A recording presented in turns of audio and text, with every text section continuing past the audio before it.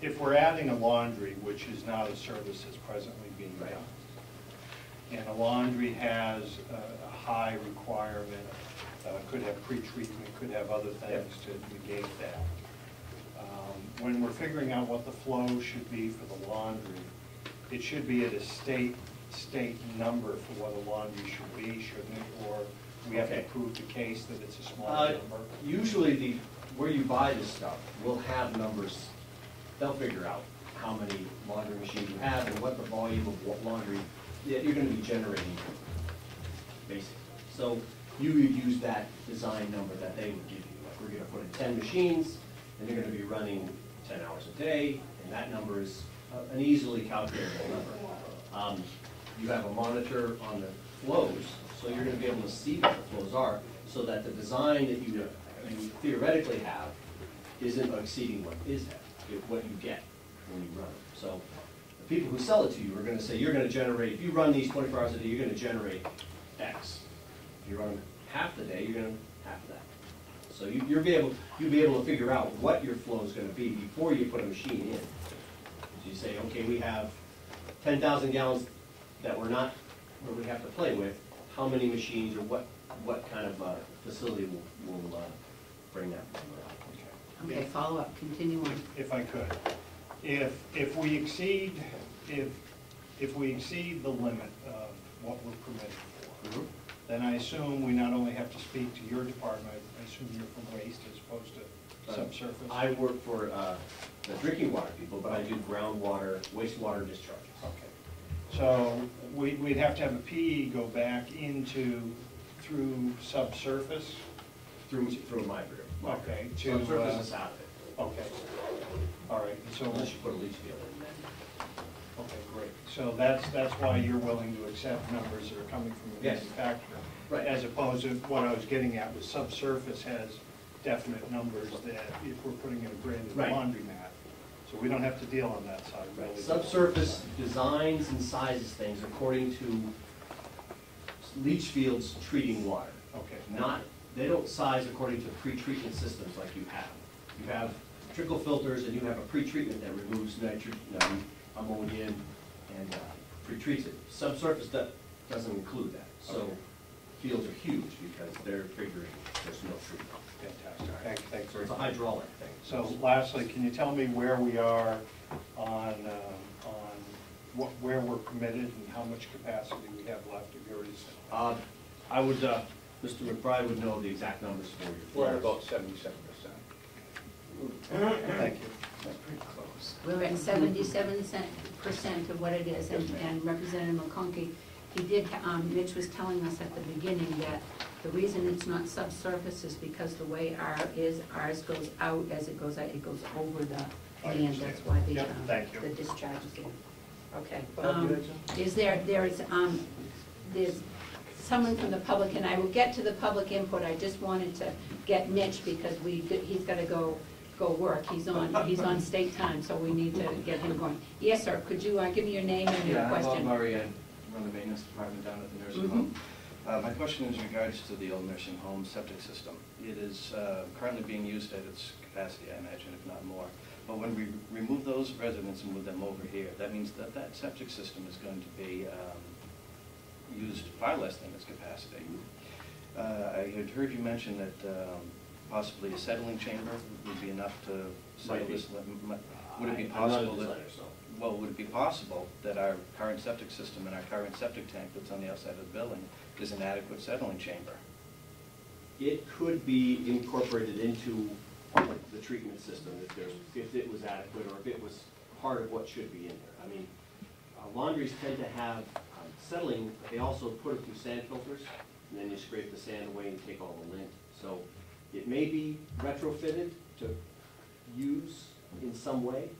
I wouldn't want to say that it would take care of your, settling is one part of probably the treatment if you wanted to do it all passively without mechanical means. So there's settling, there's sand filtration, there are mechanical means that you can do it also. Okay, and Paul, what I just picked up as a new piece of information is that the septic system that is now attached to the old nursing home not our new one, is not attached to the water treatment that we have for the jail. Yes, it is. Yes, it is. Yes, it certainly Okay, it is. is. Okay, all right, I just wanted to, okay, good enough. All right, are there any further questions from the delegation members or from the public? Yes, okay, Representative Pettingill and then. It's probably the same question. Go Is ahead. there a separate new septic system for the new nursing home? No, it's all connected, ma'am. Oh, We have okay, well, I was drawn lines. misled by Bob's question then, I guess. He's talking about tanks, ma'am. The Oh, tanks okay. that are in the ground, they are a part of the system, you know what I mean? Mhm. But what Right. he's trying to say is that those settling tanks need to be pumped 4 times a year now because we're moving the residents to the new nursing home. And maybe we could incorporate them into the new laundry, is what he's asking. But it's all connected. So they've got new tanks at the new nursing home? Yes, yes, ma'am. Okay. Yeah. Representative Umberger. Well, that was pretty similar. Okay, good enough, all right, we're going into the, good, all right, Representative Fleck. Just a clarification on the operation of the old nursing home tanks. You're talking about pumping out, but those also have an overflow design. Is that correct? That Well, they're all connected. sir. they're all connected, so they all flow out.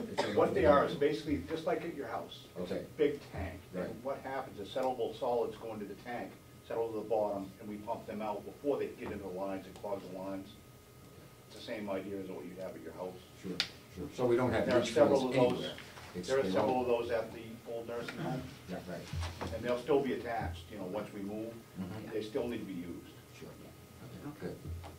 So we've got all of our wastewater almost in our minds about what we're doing. Representative Pettingill. They will still need to be used regardless of what we do with the old Exactly, nursing man. home? You still Even have if there's no solids going building into there it. at all? If somebody flushes a toilet, anything solid's gotta settle in that tank before it goes into the line going down to the septic treatment plant. It won't have to be pumped as often. We'll probably go to once a year instead of 4 times a year for those tanks. What if there was no building there? Well, we wouldn't need a tank. Okay. Okay, any further questions? Yes, Representative McConkey. Lastly, and it's good to have Wayne here. Wayne, do you have any idea how many thousands of gallons of tanks you have there In the treatment facility, coming out of the old nursing home? coming out of the old nursing home, I have a 3,000-gallon grease trap in the back, which is separate from the wastewater.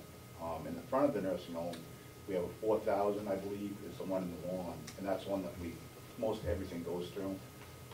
Thank you. And that's what we Yep, pump that's it. 4 times a Exactly, year. thank you. Okay. Yes, Representative Umberger. You currently indicated we were at 77% of capacity, and Mr. Walker indicated that when we reach 80%, it was time for revaluation of the system. And so my question is,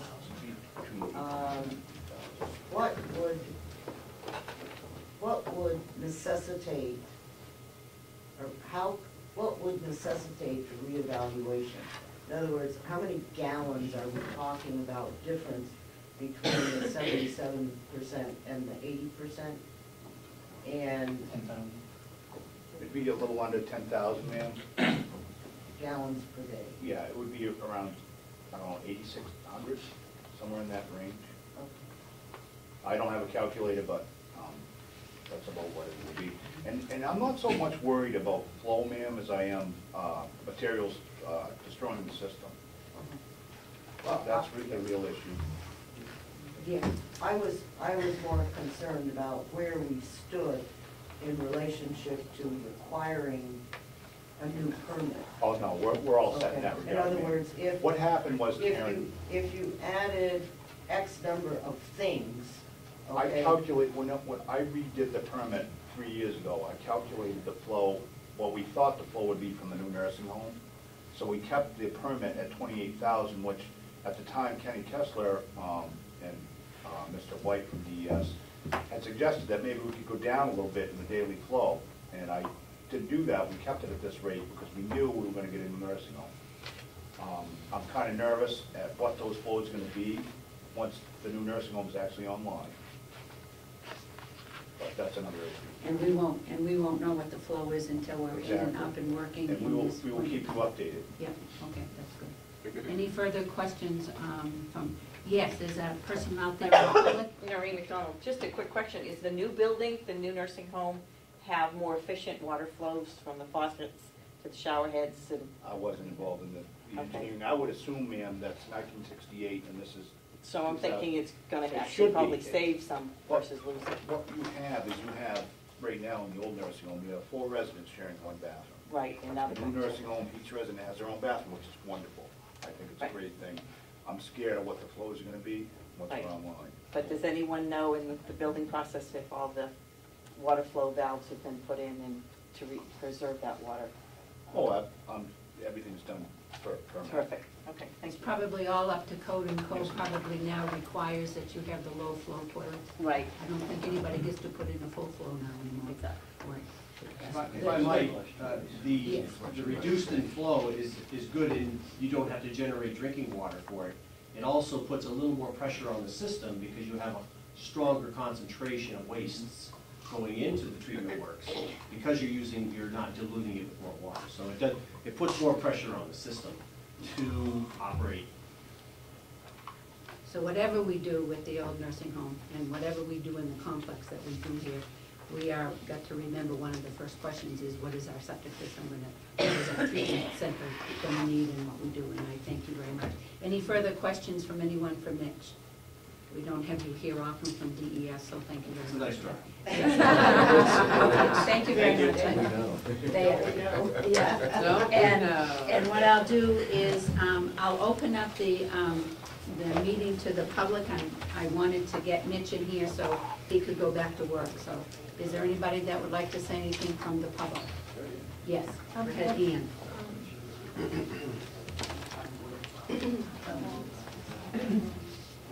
Sorry? Mhm. I'm going to talk as a member of the public and not in my Yeah, position. okay. I just wanted to, I think I've been in this building longer than almost everybody, including most of your delegation members. I've been here since 1984. I've watched what happened in this building as far as needing space, making space, changing space.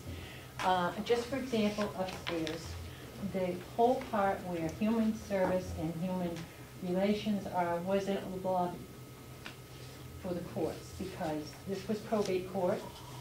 The probate court office was over there. This was also, as the Southern County needed a space for holding its district court, this was also used 2 days a week.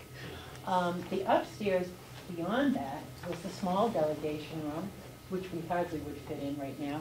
And beyond that was the janitor's supplies and some storage. Well, right now, and downstairs, the treasurer had his own office. Dispatch and the sheriff's department were all down in the area that they're still in right now.